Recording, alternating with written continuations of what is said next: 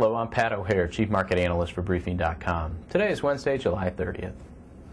Higher gas costs, rising food prices, a jump in the unemployment rate, and heavy exposure to some of the hardest hit housing markets, namely California, Arizona, and Nevada. How does that sound if you're trying to run a consumer-oriented business?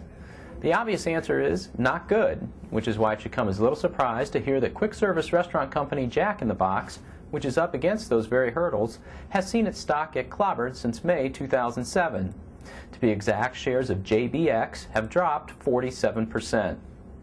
The kindest thing about bear markets, though, is that they provide a great opportunity for long-term investors to buy stocks at more reasonable prices. We think such an opportunity has presented itself with Jack in the Box, which is trading at 12 times trailing 12-month earnings, or nearly a 20% discount to its 5-year average. The macroeconomic environment is the company's biggest hurdle right now. It is driving increased competition in the industry and is prompting consumers to be more price conscious as they grapple with high gas prices and the depressed housing market. The latter factor works partially in Jack in the Box's favor as consumers trade down to quick service restaurants from higher priced casual dining options. However, high gas costs are a spending deterrent for many consumers. That is a limiting factor for a business like Jack in the Box, which gets about 70% of sales at company-operated restaurants from its drive-through operations. Additionally, 54% of its restaurants are in the troubled areas of California, Arizona, and Nevada. The near-term outlook for Jack in the Box can be characterized as murky at best, given its geographic exposure. An earnings disappointment is quite possible. This understanding is reflected in the report that 12.1% of the company's float was sold short as of June 25th, translating into a short ratio of 9.1 days. Our focus here, though, is on the stock's long-term favorable risk-reward profile. At its current level, JBX is trading where it was 2 years ago. A clear disconnect in that situation is that earnings per share have grown at a 15% compounded rate in that time. The company's goal is to deliver 12 to 15% earnings growth per year for the next 3 to 5 years.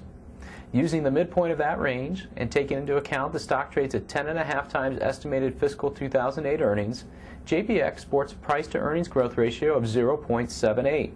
A number below 1 is typically regarded as a value-based opportunity. The caveat with any stock, and especially consumer-oriented stocks right now, is that further downside is possible. Holders unwilling to ride out the near-term volatility may want to consider placing a stop-loss order 20% below the current price.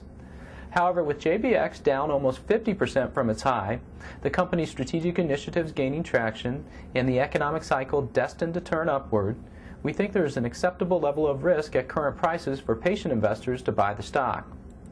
Applying the 5-year average trailing 12-month PE of 14.8 to the consensus fiscal 2008 estimate of $2.01 produces a price of $29.75. That's a near 40% increase from current levels. That's not an official price target from Briefing.com, but it goes to show that there can be ample upside in the stock in a better operating environment. I'm Pat O'Hare for Briefing.com. Thanks for listening.